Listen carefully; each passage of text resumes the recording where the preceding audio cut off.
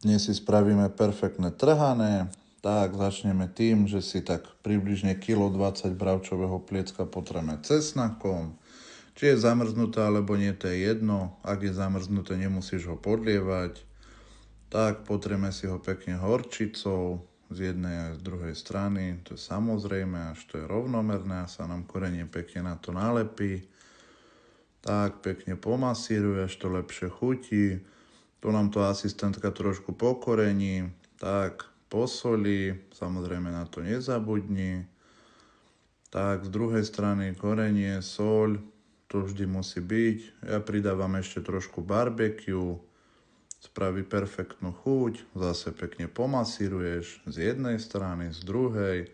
Snaž sa omačky dostanú všade. No a teraz už si to pokorení svojim obľúbeným korením.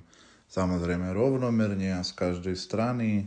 Ja si to takto prehadzujem hore-dole niekoľkokrát, samozrejme z boku, z druhého boku, spredu, zozadu, pomasírovať, pohrať sa s tým trošku, nech nám to perfektne chutí. Ja nakoniec dávam ešte Worcester z hora z dola, pridá perfektnú chuť, korenie sa trošku v ňom rozpustí. Takto by to malo vyzerať, keď to ide do truby. Ja to dávam na 3,5 až 4 hodinky na 150.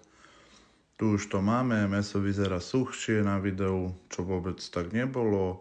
Výpek si tam nechávam celý, mäso si pekne rozdelíš vidličkami.